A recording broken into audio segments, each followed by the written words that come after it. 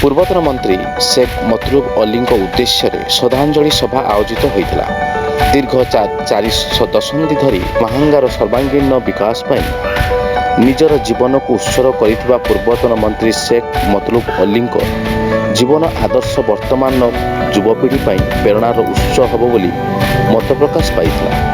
ବିଶେଷ କରି ମାହାଙ୍ଗାର ଶିକ୍ଷା, ସ୍ୱାସ୍ଥ୍ୟ, ଗମନାଗମନ, ପାନୀୟ ଜଳ ଓ ଜଳସେଚନ କ୍ଷେତ୍ରରେ ମତଲୁବ ବାବୁ ନେଇଥିବା ଯୁଗାନ୍ତକାର ପଦକ୍ଷେପ ପାଇଁ ମାହାଙ୍ଗାବାସୀ ତାଙ୍କୁ ଯୁଗ ଯୁଗ ଧରି ମନେ ରଖିବେ ବୋଲି ବକ୍ତାମାନେ ମତବ୍ୟକ୍ତ କରିଥିଲେ।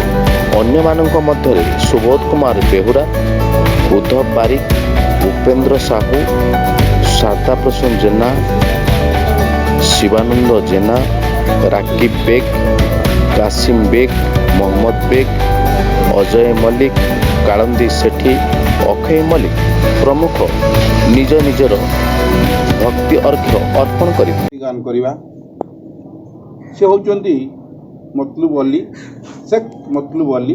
1942 ମସିହା ଡିସେମ୍ବର 16 ତାରିଖରେ ଜମିଦାର ପରିବାରର ଜମିଦାର ଶେଖ୍ ରକୋ ମିଆଁଙ୍କର ପୁତ୍ର।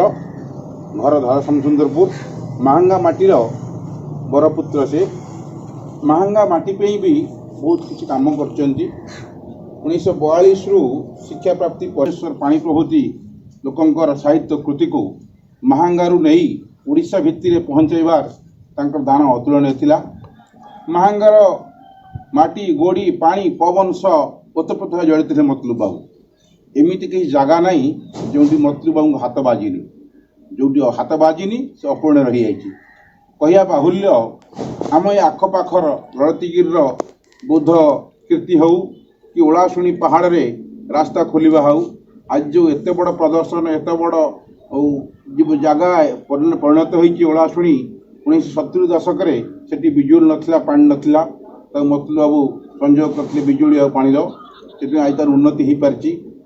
ମାହାଙ୍ଗାର ଶିକ୍ଷା, ସ୍ୱାସ୍ଥ୍ୟ, ଗମନାଗମନ, ସାହିତ୍ୟ ଯେଉଁ କ୍ଷେତ୍ରରେ କହିଲେ ବି ତାଙ୍କର ଦାନ ଅତୁଳନୀୟ।